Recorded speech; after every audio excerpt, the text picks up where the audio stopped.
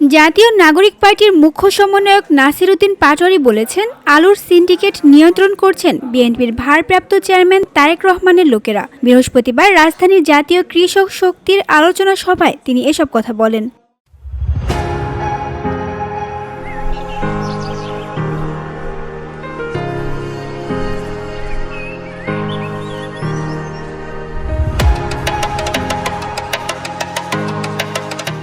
তিনি বলেন, দেশের রাজনৈতিক অস্থিতিশীলতা বাড়ানো ঠিক নয় এবং রাজনীতিতে এলিটিজমের প্রভাব কমানো জরুরি।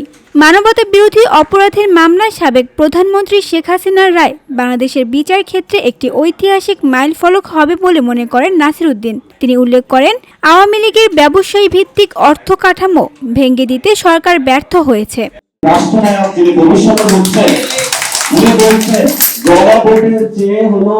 আলুর যে দামটা রয়েছে এটা বেশি প্রাসঙ্গিক, ওনার হয়তো অজ্ঞতা রয়েছে।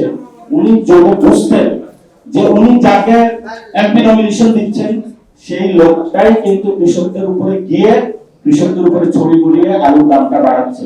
সিন্ডিকেটটা তো তার লোকে নিয়ন্ত্রণ করছে, অর্থাৎ নিজের লোক দিয়ে সবকিছু মূল্য বাড়িয়ে তারপর কৃষকদের উপরে দায় চাপানো, এটা একটা অপরাজনীতি। আমাদের অপরাজনীতি গত 15 বছর চলেছে, অপরাজনীতি আমাদেরকে বন্ধ করতে হবে।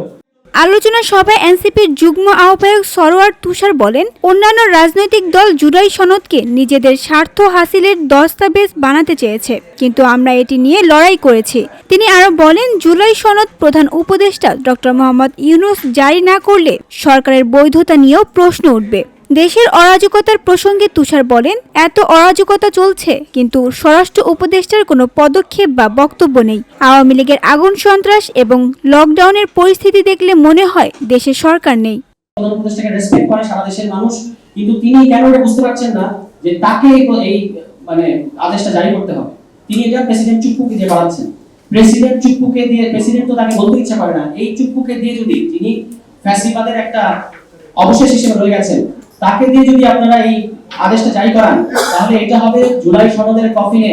জুলাই সনদকে আপনারা প্রথমত কফিনে ঢোকাবেন এবং সেই কফিনের লাস্ট পেরেক হবে এই জিনিসটা, এবং তখন আমাদের জুলাই সনদের কুলখানি করা ছাড়া অন্য কোনো উপায় থাকবে না। ফলে এখনো সময় আছে, আপনাদের হুঁশে আসা উচিত প্রধান উপদেষ্টার এবং এই সরকারের, যে এই জুলাই সনদ বাস্তবায়নটা আপনাদের করতে হবে, আপনাদেরকে আদেশটা জারি করতে হবে।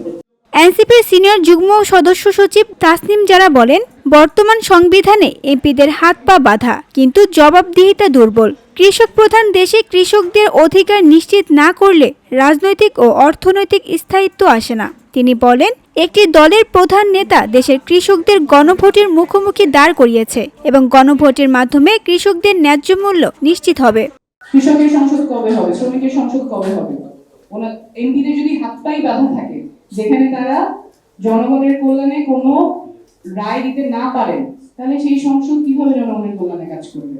এরপরে আসি এক্সিকিউটিভের অনেকগুলো অঙ্গ আছে। এর মধ্যে একটা যদি ধরি আমরা ক্যাবিনেট, মন্ত্রীরা যারা আছে, মন্ত্রী যখন দুর্নীতি করবে তার জবাবদিহিতা কে নেবে?